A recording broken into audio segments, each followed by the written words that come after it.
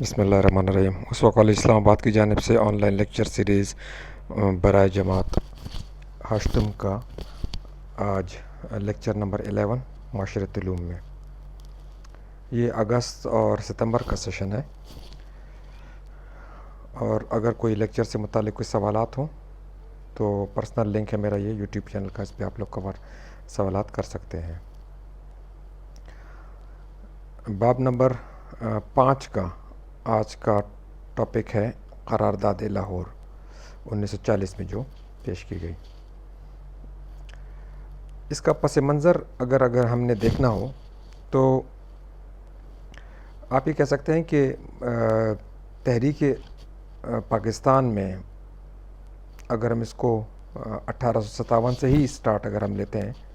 تو مختلف ادوار آئے، اور بہت ساری جگہوں پہ مسلمانوں نے کوشش کی کہ تقسیم کیے بغیر ہندوستان کے اندر مسلمانوں کو ان کے حقوق مل جائیں، اور کئی جگہوں پہ اتحاد بھی ہوا، متفق بھی ہوئے۔ اس میں میثاق لکھنؤ آپ لوگوں نے پہلے دیکھ لیا، اور اس کے علاوہ اختلافات بھی آئے، خاص کر یہ جو تقسیم بنگال کے موقع پر۔ مگر خلاصہ ان باتوں کا یہی رہا کہ ہندو اور مسلمان اکٹھے نہیں رہ سکتے، اور جہاں پر بھی ممکن ہوا ہندو جو ہے مسلمانوں کے حقوق غصب کرنے کی کوشش کریں گے، اور مسلمانوں کو وہ اپنے زیر تسلط رکھنا چاہتے ہیں۔ اس کی مثال آپ لوگوں نے جو کانگریسی وزارتیں جب ہندوؤں کی 1937 کے انتخابات کے نتیجے میں قائم ہوئیں، ان کے نتیجے میں بھی آپ کو اندازہ ہو گیا کہ کس طریقے سے کانگریس نے اور ہندوؤں نے مسلمانوں کے ساتھ ظلم کیا ان 2 سالوں کے دوران۔ تو اس سے پہلے بھی کئی رہنماؤں کا یہ نظریہ تھا کہ مسلمانوں کے لیے ایک الگ ملک ہونا چاہیے، ایکسکیوز می، اور اس کی مثال آپ کو 1930 میں جو خطبہ الہ آباد میں علامہ اقبال کا کہنا تھا کہ جو شمال مغربی ہندوستان ہے، یعنی کہ جو موجودہ پاکستان ہے، یہاں پہ ایک الگ ملک قائم کیا جائے، تو یہ خیالات تھے۔ مگر اس کے باوجود بھی مسلمان رہنماؤں کی پھر بھی یہ کوشش تھی کہ تقسیم کیے بغیر مسلمانوں کو ہندوستان کے اندر ہی حقوق مل جائیں، مگر مسلمانوں کی یہ کوششیں برابر ثابت نہیں ہوئیں، اور ہندوؤں کا رویہ ہر موقع پر جب بھی ان کو موقع ملا مسلمانوں کے خلاف ہوتا تھا۔ اب جب دوسری جنگ عظیم ہوئی 1939 سے 1945 کے درمیان میں، اور وہ چونکہ انگریز جو حکومت جو بر صغیر پہ حکومت کر رہے تھے، ان کی تمام تر توجہ جنگ عظیم پر تھی، اور جنگ کے خاتمے پر بھی، جنگ کے دوران بھی انگریز کمزور پڑتے جا رہے تھے۔ اب ان کی استطاعت نہیں تھی کہ اتنے دور علاقے میں وہ حکومت اپنی قائم رکھ سکیں، تو یہ محسوس ہو رہا تھا کہ بر صغیر سے انگریز چلے جائیں گے۔ اب ایک طرف تو یہ حالات ہے، دوسری طرف اگر آپ مسلمانوں کی کیفیت دیکھیں تو مسلمان یہاں پر بہت عرصہ ہندوستان میں حکومت کر چکے تھے، تقریباً 850 سال تک حکومت بھی کی تھی، اور اگر قوم کی ڈیفینیشن کوئی بھی کی جائے، چاہے وہ مذہب کی بنیاد پہ کی جائے تو بھی مسلمان ایک الگ قوم تھے، اور اگر نسل کے اعتبار سے کیا جائے مسلمانوں کی اکثریت کی جو نسلیں تھیں وہ بھی نسلی اعتبار سے ہندوؤں سے مختلف تھے، ان کا رہن سہن کا انداز، ان کے ہیروز مختلف تھے ہندوؤں سے، اور اگر جغرافیائی اعتبار سے بھی دیکھا جائے تو مسلمانوں کے 2 مخصوص علاقے تھے، ایک شمال مغرب یعنی کہ جو موجودہ پاکستان کا علاقہ ہے، اور ایک شمال مشرق جو کہ موجودہ بنگلہ دیش کا علاقہ ہے۔ تو ان علاقوں میں بھی یہ مسلمانوں کے اکثریتی علاقے تھے، تو اگر قومیت کی جو بھی تعریف کی جائے تو مسلمان ہر اعتبار سے قوم کی تعریف پر پوری اترتے تھے، ان میں صلاحیت بھی تھی یہ حکومت کرنے کی، اور کانگریسی وزارتوں کے بعد جو کہ ہندوؤں نے قائم کی تھیں، اس کے بعد اور زیادہ پتہ چل گیا تھا، ان کی آنکھیں مسلمانوں کی کھل گئی تھیں کہ مسلمانوں کا ہندوؤں کے زیر تسلط رہنا ممکن نہیں ہے، اور جس طرح ہندو انگریزوں سے آزادی چاہتے ہیں تو اسی طریقے سے مسلمان بھی ہندوؤں کے اثر سے نکل کر زندگی گزارنا چاہتے ہیں، اور اس کا واحد جو حل تھا وہ پاکستان ہی تھا۔ تو پاکستان کوئی بغیر کوئی حادثاتی ملک نہیں ہے، باقاعدہ ایک اس کی وجوہات، اس کی باقاعدہ ہسٹری ہے، حالات سے مختلف گزر کر پاکستان قائم ہوا۔ یہ پس منظر تھا قرارداد لاہور کا۔ اب جو ٹاپک ہے قرارداد لاہور کے بارے میں ہم دیکھتے ہیں۔ 22 مارچ سے 24 مارچ تک 1940 کو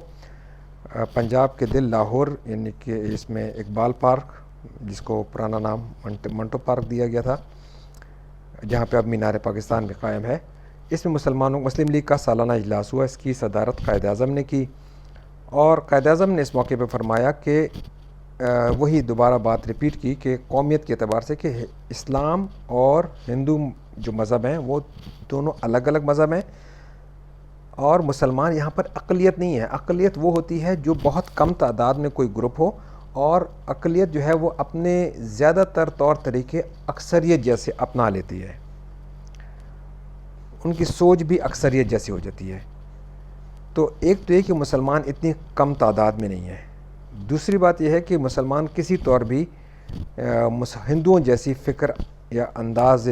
زندگی اپنانے کے لیے تیار نہیں ہے، ہر لحاظ سے ہندوؤں سے الگ ہے۔ تو مسلمانوں کو اقلیت اس طریقے سے نہیں کہا جا سکتا، بلکہ ایک الگ باقاعدہ قوم ہے،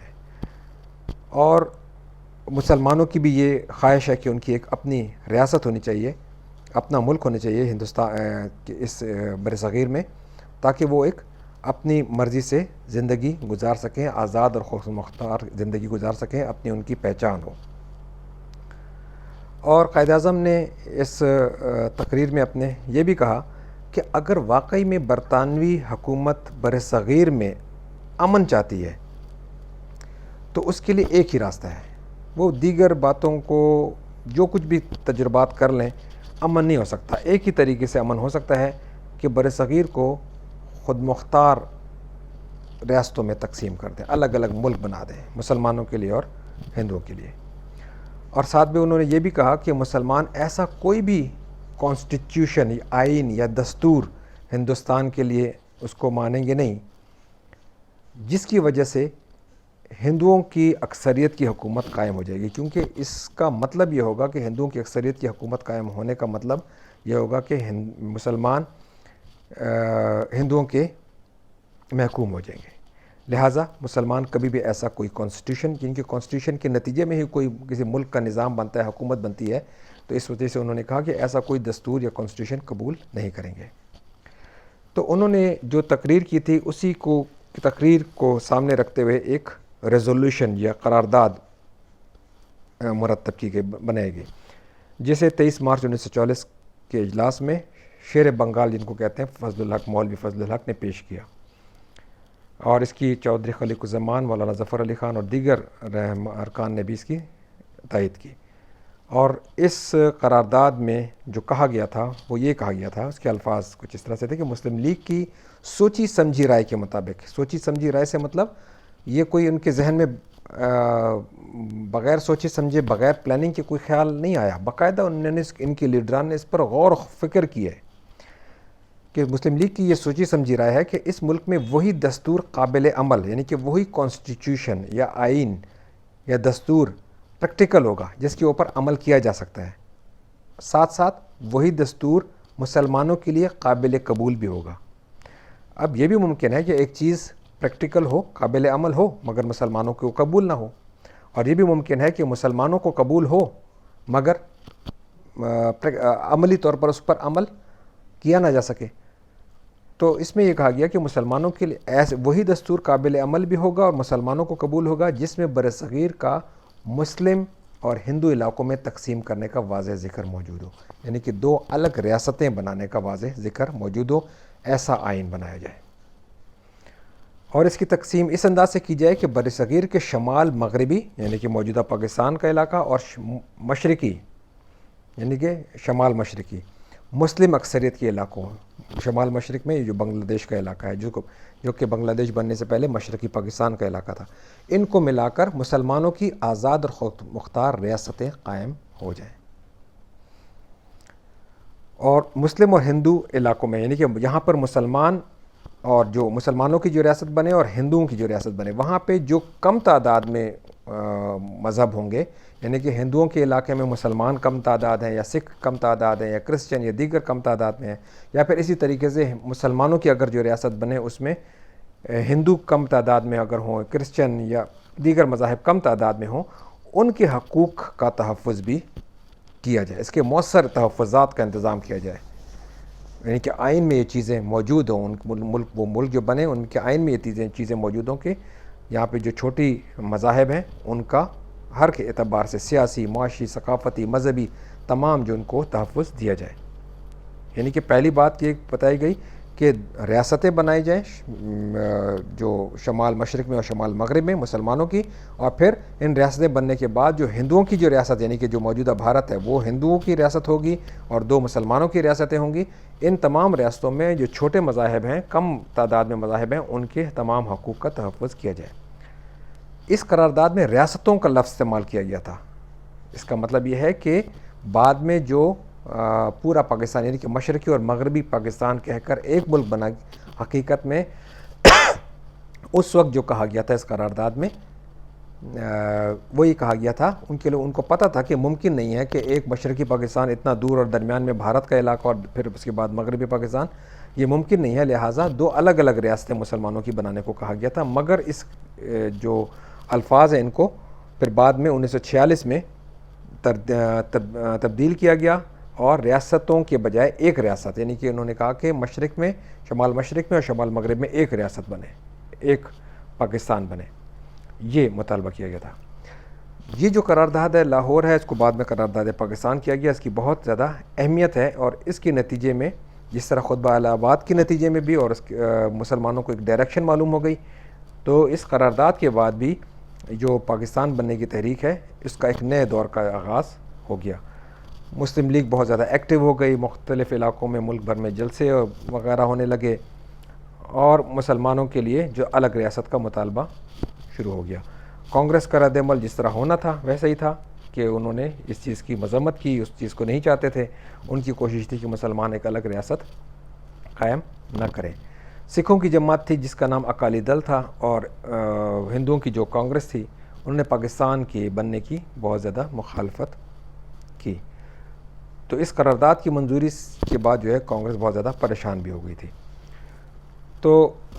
قرارداد کی منظوری کے بعد حصول جو پاکستان ہے اس کی جدوجہد تقریباً 7 سال تک جاری رہی۔ انگریزوں نے اور ہندوؤں نے بہت زیادہ رکاوٹیں کھڑی کی، مگر ان کی کوششیں، جو مسلمانوں کی کوششیں آخرکار کامیاب ہوئی۔ اگلا جو ٹاپک ہے وہ کرپس تجاویز۔ یہ جو تجاویز ہیں دوسری عالمی جنگ کے جب دوران انگریز بہت زیادہ کمزور ہو گئے تھے، اور برصغیر ایسا محسوس ہو رہا تھا کہ برصغیر پر جاپان جو کہ جرمنی کا ساتھی تھا، انگریزوں کے خلاف لڑ رہا تھا، اور برما وغیرہ تک جہاں جاپانی افواج پہنچ گئی تھیں، برما جو کہ میانمار آج کل کہا جاتا ہے، بھارت کے قریبی علاقہ ہے، اور جاپانی جہاز بھی کلکتہ کے اوپر پروازیں کرتے نظر آ رہے تھے۔ تو ایسا محسوس ہو رہا تھا کہ برصغیر پر بھی جاپانی فوجیں قابض ہو جائیں گی۔ تو اس دور میں یعنی کہ برصغیر پر انگریزوں کا کنٹرول جب کم ہو گیا، تو انگریزوں نے برصغیر کا جو سیاسی مسائل تھے، یعنی کہ مسلمانوں اور ہندوؤں کے درمیان یا مسلم لیگ اور کانگریس کے درمیان جو بحران کی کیفیت چل رہی تھی، اس کو حل کرنے کے لیے، حکومتی معاملات کو حل کرنے کے لیے سر اسٹیفورڈ کرپس کی قیادت میں ایک مشن بھیجا، اور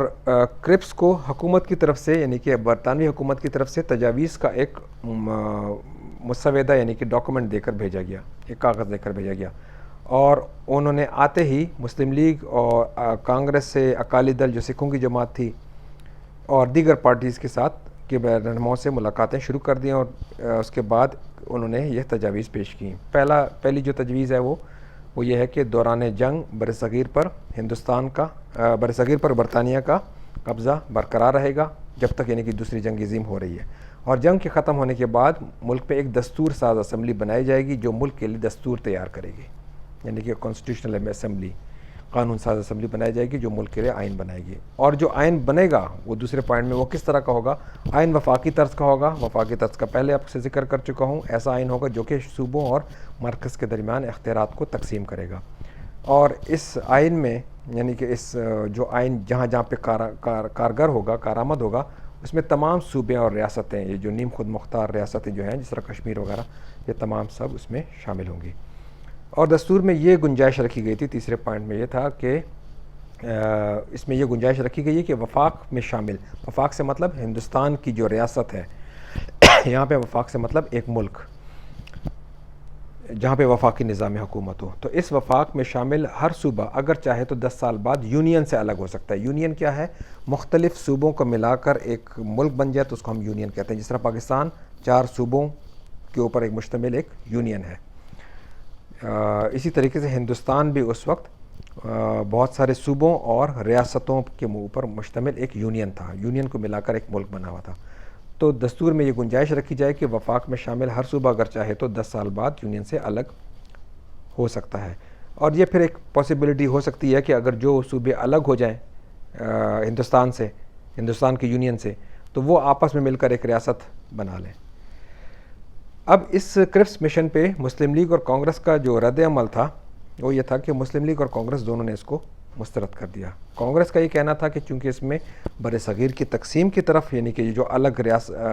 یونین سے الگ ہونے والی بات ہے، اس کی وجہ سے بر صغیر کے تقسیم ہونے کی طرف اشارہ ہے، لہٰذا وہ اسے قبول نہیں کرتے. مسلم لیگ نے بھی ان کو رد کر دیا. مسلم لیگ کا اعتراض یہ تھا کہ اس میں واضح طور پہ پاکستان کے قیام کا سیدھے الفاظ میں ذکر نہیں ہے. 10 سال بعد الگ ہونا اور پھر اس میں یونین وغیرہ، یہ تمام چیزیں اس میں واضح نہیں ہیں.